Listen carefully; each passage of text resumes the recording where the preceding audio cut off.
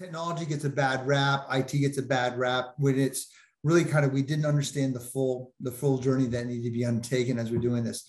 So if these gaps get 91% of the people, so looked at the survey results to begin the session. 91% says to experience tech as a bottleneck.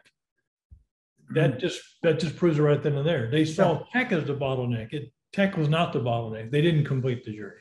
They didn't complete the journey. So this gap that we have, we're not starting with the end in mind. So we have these journeys that are incomplete. Kind of the way we look at this, and I think a lot of times is where do we start? And I think when we think about this, it made me think about this Chinese proverb that says, when's the best time to plant a tree? And the answer is it was 20 years ago. And and that makes you think for a second. Some of the stuff that we're talking about now, we should have already started 3 years ago, 5 years ago, building out this journey, putting the pieces in place to make it happen. We may or may not have done that at this point in time.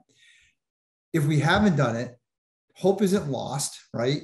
We can make up ground, but the problem is we have to start thinking about it now. And I think that's really the message we need to have here, is that we need to start thinking with the end in mind now, and understanding that complete journey, understanding that it's more than just technology, it's about the complete change initiative that we're leading and doing to be able to create the outcomes that we want going forward.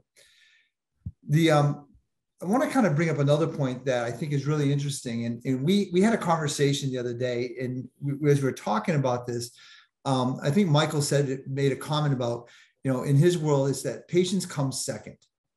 And I just want to explore that comment, Michael, and just kind of, get what you were thinking about this. I think this is an important tenet as we move forward in our planning session. Certainly. Well, first of all, the thought comes from a partial title of a book, if not the complete title, where it says the patients come second.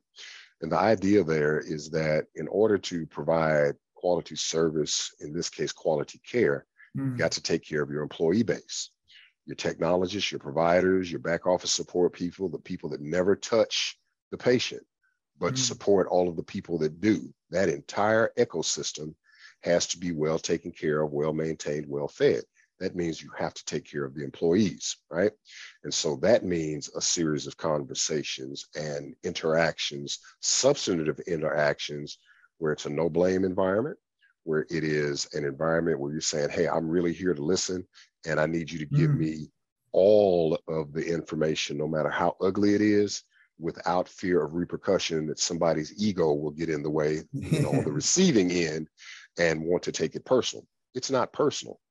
No. These people that we are responsible for supporting by way of business enablement through the use of technology need to have solid partners, but they also need to be able to have a communication stream, a bidirectional communication stream, where they know that they're being listened to and that their needs are met so that they can provide the best possible care to the patients. Take care of the employees take care of the patients take better care of themselves. The bottom line takes care of itself. Yeah. I think you're hitting on a great point here. And I think, it's easy to take talent that work in all levels of our organization for granted, right? It's a necessary evil. We need to have the doctors, we need to have the nurses, we need to have the administrators, we need to have the staff to execute this. But what we've noticed in the last couple of years, a lot's changed, right? The culture of organizations changed because now we're more virtual than we've ever been. We've seen the great resignation come, right? Where people are making career changes, quitting their jobs, looking more that work-life balance or work-life integration in a different way.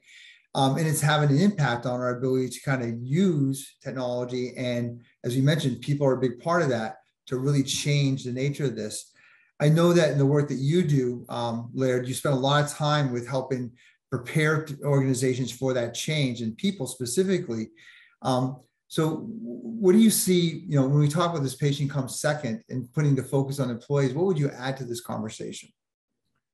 Well, I think it's a really valid point that needs to be focused on, because the employees, they play such a major role in the success of your practice and with the experience of the patients.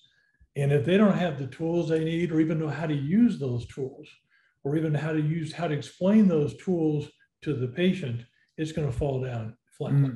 A perfect example, I've had a physician's visit recently where I got this notification from the portal when I was there at the office, and I was talking to the nurse there. I said, so what does this mean? She said, I don't know, I've never seen that.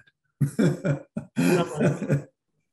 I'm like, are you kidding me? She goes, no, I don't use that. I'm going, okay, well then why'd you put it in? And so we got to equip the staff with the skill sets and the capability and the access to these things. And I think if we do that, there'll be far more, and more zeal when it comes to helping the patients understand it and use it. And I think it comes through very vitally. I mean, we see this right now in the airline industry, transportation industry, unhappy employees. It's having this massive impact on their customer base. Oh, absolutely. So, same thing can happen here. I'm in Atlanta right now, and it took me 3 days to get here. And I saw that frustration from my side personally, as well as from the people around me. And quite frankly, the technology was zero help in most of these cases. So I can imagine that. You know, a while back, I had a friend of mine that shared a story. He was with his granddaughter. His granddaughter was about 2.5, 3 years of age. And they're standing in their kitchen area, and there's a sliding glass door that looks out into the backyard from the kitchen area. And the grandfather points out to his granddaughter that there's a bird sitting out in the lawn. And so the granddaughter goes up to the door, and she's looking out the door, and she basically does this with her fingers, like to try to magnify it like you do on your phone or your iPad, right? And you know, I share this story because I think it's kind of interesting is that when we look at our talent, the more accessible we make the technology and how that technology is used within the organization, I think the less stress and frustration that our employees have, the longer they're going to be more engaged, the longer they stay with the organization. When we make it more complicated, where it's not as simple that a 3-year-old can do or a 2-year-old can do, the more challenging it is, the more hoops they have to go through, the more constraints we put around it, the harder it is for them to be successful in their jobs. They get frustrated. Right. When you're looking at the airline industries like we're talking about now, there's a lot of frustration there. It's just not working the way it needs to be able to work. They can't answer my questions when I'm asking them, when's the next flight to get to where I need to go? And they can't answer that question. It's frustrating for them. And then they start making choices about where they want to work or not work as they go forward. So it has a huge impact.